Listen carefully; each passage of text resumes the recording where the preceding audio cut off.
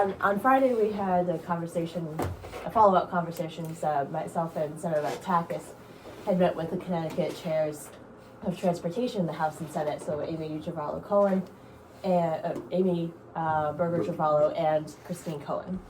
And they were enthusiastic about extending the Shoreline East, or having more rail service in general. And they wanted to, we figured out our next step is to bring our DOT commissioners together and have a conversation about how to work together on that. And so that's what we had on Friday. So am I correct that Governor Lamont has not been in favor of extending the commuter rail this way, but was looking at more extending it north in Connecticut? So the conversation was that the Connecticut DOT commissioner was kind of representing the governor's Lamont's position on this, and I think there was one particular station, the Madison station, Madison, Connecticut, that was their next step or next priority in terms of Shoreline East build out.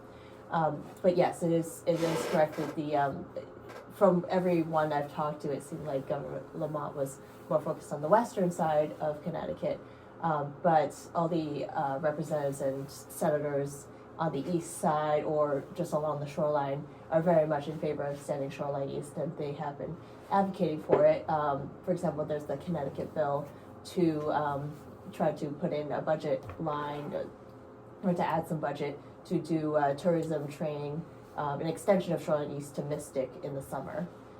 So there still is a lot of push for restoring the service and extending it. So Shoreline East ends where now? New London. And so the bill in Connecticut would only extend it to Mystic. Would that also include raising that platform? Well, that's the thing. I know the bill is the concept we like, but the infrastructure doesn't really support that kind of a concept. So Mystic, Westerly, and one other area are the only stations on the Northeast corridor that are not raised. Correct? Aberdeen, Maryland is the third. Okay. So to be able, we think the concept of having like a summer starter thing, that could very well be how Shoreline East is initially extended, and you build on it after that. But to be able to do that kind of a pilot program, you would have to build the turnback track in Westerly. You can't stop the train on the main tracks because it would get in the way of Amtrak. So if they extend to Mystic, they would have to extend into Westerly? Yeah, there's no place to put a track like that in Mystic. Okay. Because the tracks run through the water for a lot of the town right on causeways, so there truly isn't a place until you get to Westerly. It's good for Westerly too. I mean, we come along for that ride. Turn it around in the water. What's wrong with that? Yeah, I know. Amtrak would say it's about as makes as much sense as stopping on the main line. Yeah. So to kind of build on that bill, basically a vision that would help both Connecticut and Rhode Island is you have medium high platforms in Mystic and Westerly, so Shoreline East can stop there. And then there is room for a turnaround track in Westerly, and there is room for storage. And that was actually a big point of our conversation, which was also something new that we learned in terms of the storage requirements for the trains. So I understand that the gap in commuter rail is from New London to Wakefield. Yeah, Right? Wickford Junction. To Wickford. So this would not address from Westerly to Wickford. Not the entire thing, no. Yeah, that's what the state rail plan is for, that RIDOT's doing. And what is that? What will that call for? Well, we don't know just yet because the plan's not done, but I'm pretty sure I would expect that it's probably going to, at least for the Northeast corridor, it's probably going to say that the eventual goal is spanning the full length of the corridor through Rhode Island, meaning bringing commuter rail down here to Westerly. I would certainly hope that they would say that. And I think that they got enough of an indication on the event on the 10th that's one of the clear goals of this community. I think that was heard loud and clear. Would the plan be also to raise the platform here in Westerly? Yeah, I think that makes, I mean, it makes good sense for Amtrak. You can, depending on how you configure the tracks, Shoreline East and whatever it is, the MBTA or RIDOT's own brand of service south of Providence, they would all be using it, those same platforms. So what will it mean to Westerly? What if all of this happens? What will it mean to Westerly? I think it'll be one of the more significant events that happens. Sorry if it sounds grandiose, but probably one of the more significant things to happen this century for the town because of the possibilities it opens up. The different connections that can be made from at least New Haven to Providence and really onward towards Boston and New York that are reliable and that are affordable. It's the obvious example in this area is electric boat that you can picture, for where we are right here in the North End, to really a number of the neighborhoods that are within easy walking distance of the station.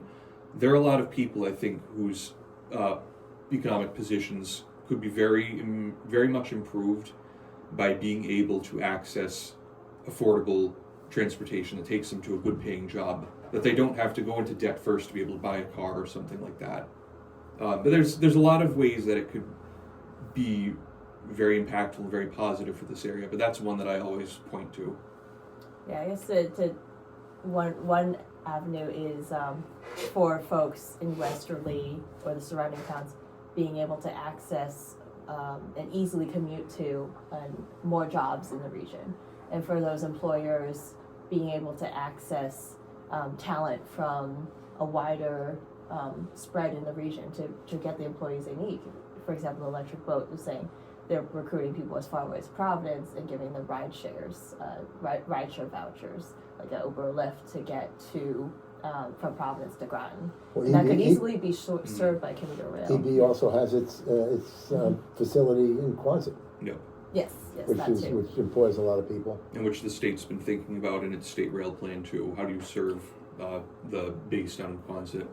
As you're talking about the like what it means for people, not just working age people. We heard from people from a lot of different ages in the audience when we were at the December 10th, and I invited Rhode Island DOT here to do the rail listening session. It was a packed room. There were a lot of seniors who said, there were times, or they're currently in a situation where their doctor recommends that they don't drive. And they want, or they prefer not to drive, and they would like to be able to go to Connecticut, to New York, or to Boston. Boston, for example, for medical appointments. So there's a lot of ways that seniors would like to use it. And then for the younger people, they may not be in a position right now where they can afford a car or all those car payments, and they can get, for example, they could get to URI potentially for their learning opportunities. They could use the Westerly Education Center for learning opportunities, and then use get to Boston for universities. Well, people also talk about lower income people who are unable to purchase a car, that we become a transportation desert, if you will. And we don't need to be.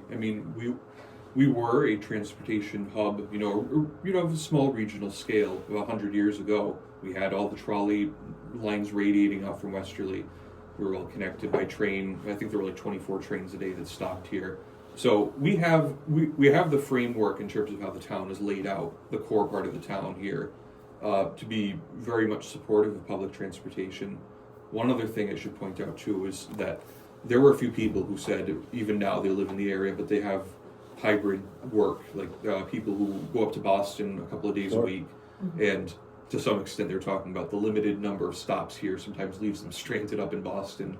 But that is, I think, another thing that you could see if we have increased rail service here. You could get, when I was in high school, a lot of the people in the classes that I was in, I think there was kind of just like an unspoken assumption that, if you're going to be successful, you won't be here, you're going to go somewhere else. And that, I think people just kind of I always found it was strange that people accepted that you wouldn't necessarily find like a high paying job here, you wouldn't even imagine looking for one here.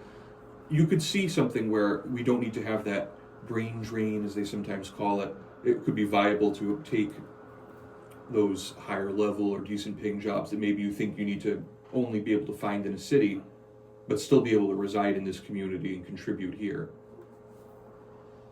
So what's the next steps? Where do we go from here? Yeah, so with Connecticut DOT, there were some obstacles that they pointed out, and I think the major one that we started out with more like, concerns that either the capital or operational cost would be high, to which we responded, the capital cost of a mini high platform is actually pretty low. You look at the proposed cost of just doing a station retrofit or a new station, that's probably upwards of $100+ million. The mini high platforms can be around $6 billion. What is a mini high platform? Is that for short people? It's short length. It's like about 2/3, I think. So basically, like 50 feet long. It has to be that way when it's on a curve like this, because if it's longer than the length of one So we're train talking the car, it'll length, hit. not the height. Yeah, the height is the Okay. same as a regular high platform. It's just the length is shorter, so the train doesn't hit it when it goes around the curve. So for a pretty low cost, if you're considering all the capital costs in Shoreline East, for a relatively low cost, and most of this would come from federal dollars, the goal would be to work with Amtrak to build the mini high platforms in Mystic and Westerly, so that Shoreline East trains can stop there, have a turnaround track in Westerly, and that would probably have to be a joint venture between Rhode Island and Connecticut. Again, as I said, they can't really turn around in Mystic, so if they wanted to do tourism, summer tourism service to Mystic or even Westerly, they can stop in both places with the mini high platforms and then use the turnaround track. Then the third piece is storage. So one of the issues with the Connecticut cited a high operational cost for Shoreline East is because it's called dead end runs, so they basically all the trains start in New Haven, and then but in order to do the first set of trains in the morning from New London, so they have trains crisscrossing, they first have to run a bunch of trains over to New London to start the morning. So those are trains that don't have fare paying passengers. They so run they them so they empty. lose money on those runs, lose more money. And if they had a place on the east side that they could store the trains, then they don't have to do those, they're called deadhead runs, Yep. and that would reduce the operational cost. That's something that's Yeah. been known since earliest reference I found in an official study goes back to 2001, that they knew that would be beneficial for them. So a lot of what we've been doing has been to gather up all of these references, this knowledge that people have had, and that's been established officially for a good 2 decades at this point, if not more, and kind of just putting it all onto the table in the right order so that everybody's clear as to why, why is this beneficial? Why is this going to be worth your initial investment? Why is it going to pay more than you had to put in? So what steps have to be taken now? So Who has to approve Rhode it? Island DOT is doing with Amtrak, doing the next stage of planning and possibly the, planning for construction for what I just mentioned with Westerly.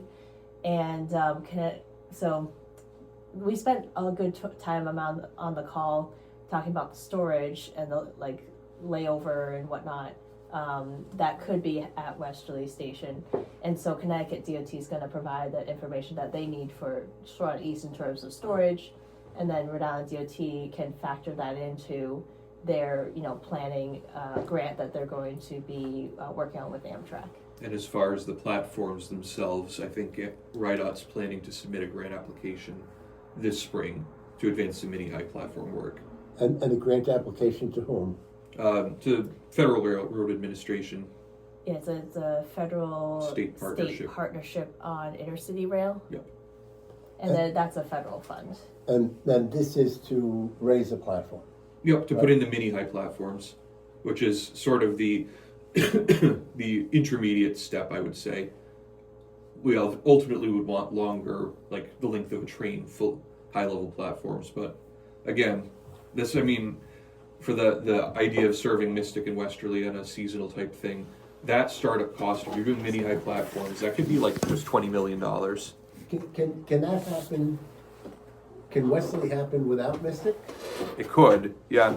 If they built just what the ECRTS said, that study that Connecticut DOT did was you could theoretically only build the platforms and the turnaround track in Westerly and run the trains direct from New London to Westerly.